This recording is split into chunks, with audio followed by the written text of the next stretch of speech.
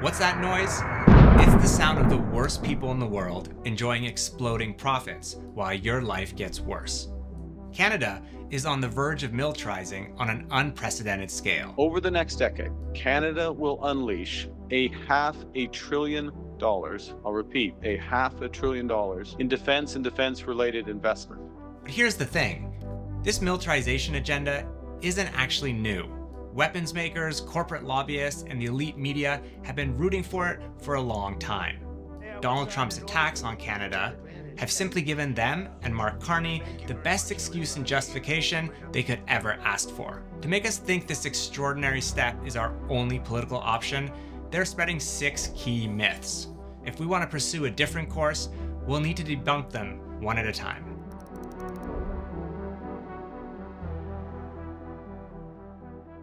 Myth 1. Carney is militarizing Canada to defend us from Trump. As Donald Trump stomps across the globe, Canadians are rightly anxious. If you look at Canada, it would be cherished as a 51st state. In response, Carney has puffed up his chest and made it seem like he's defying Trump. We embarked on this project first and foremost to protect Canadians, to defend our territory, to secure our borders, and to protect our sovereignty. But that's not why militarization is actually happening. Long before Trump began attacking Canada, corporate lobby groups had been mounting pressure on our government. One of the country's leading economic voices, the Business Council of Canada, writing the Prime Minister, warning that the failure to produce a plan to meet NATO's defense spending target will have consequences, including diplomatic isolation in both security and economic partnerships. They put out a report in 2024 calling for huge hikes in military spending. You represent the biggest, most important businesses across this country. Why do they care about our country's record on defense spending? Because economic security is national security. Their own report is more honest. Militarization will help subsidize high-tech businesses, even putting a figure on the amount that profit rates should rise by. When Carney released his own plan this year, the powerhouse lobby group happily noted that many elements reflected their very own recommendations.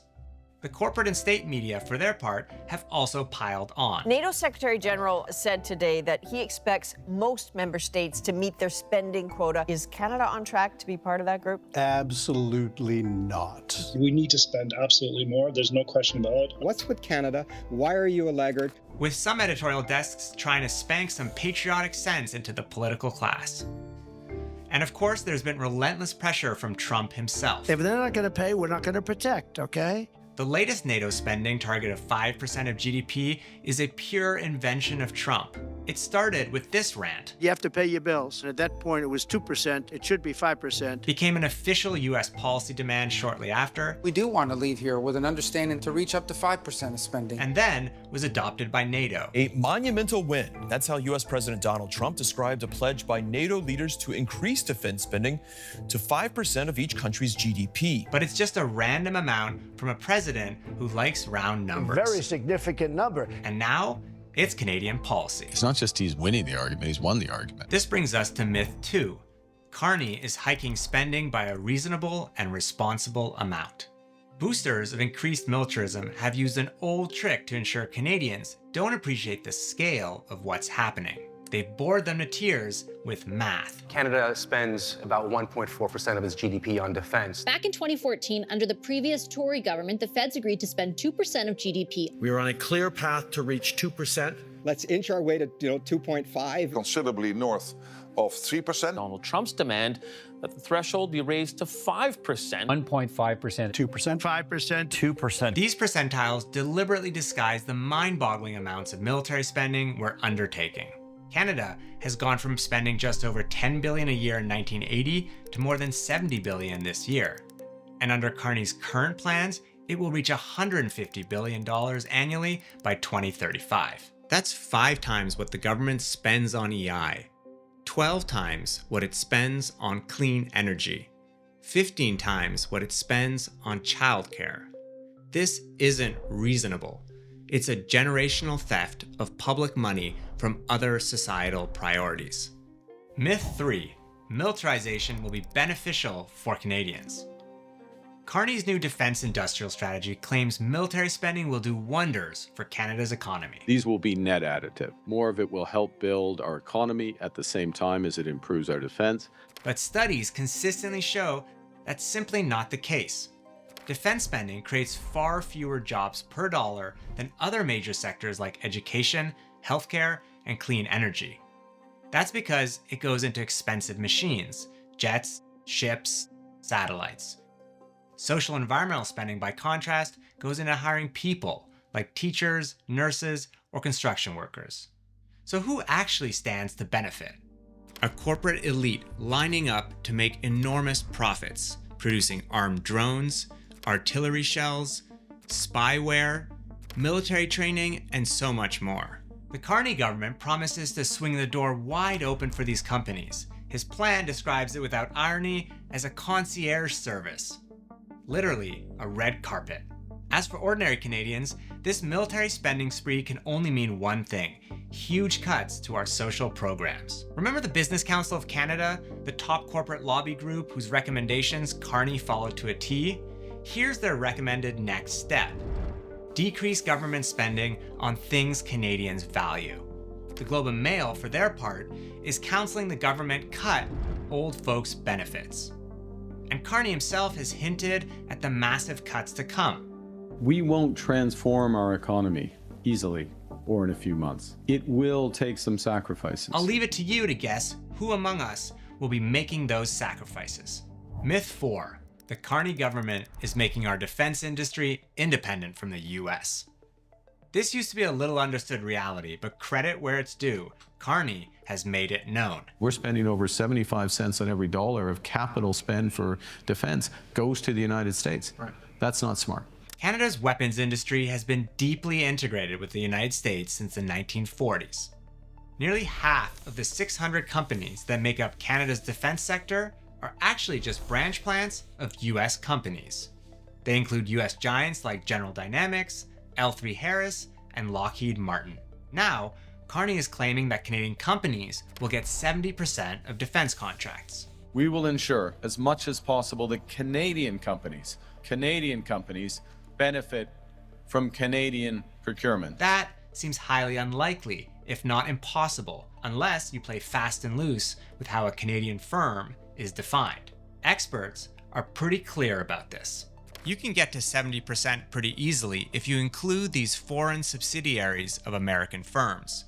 Otherwise, in 10 years, they're dreaming or they're lying. I vote for lying. Buy Canadian policy might actually mean buy American, with foreign companies that simply have a large Canadian presence qualifying as Canadian. This is also why I couldn't get a straight answer out of Canada's finance minister when I cornered him at the Liberal convention earlier this year. What guarantees are there that money from the defense industrial strategy won't simply go to US companies? The strategy is very clear. Just consider Europe's example. A decade ago, the US provided 52% of their weapons, so the EU set out to aggressively buy European. How much of their weapons did the US still provide this past year? It's actually gone up to 64%. That's right, the current military buildup has actually increased Europe's reliance on the US, and the same will likely happen here. Even the fine print in Carney's plan basically admits that the relationship with the US will continue. Canada remains open to deeper integration, including options for Fortress North America. Myth 5. A strengthened Canadian military will defend us against the United States. In the wave of national defiance that has stirred since Trump began his attacks on Canada, this notion has become one of the most convincing. But if you believe the Canadian military will defend our sovereignty, boy do I have a US fighter jet to sell you. It's not only our weapons industry that's deeply integrated with the US, it's our military itself. Here's our foreign affairs minister. Our people-to-people ties are so very strong and long-standing. We do have a very close relationship with the United States. Canada has long been a junior ally to the United States, and as a result, our military leadership is deeply linked to their Pentagon counterparts. They share a similar worldview. They join the US as it bombs, invades, or coups countries.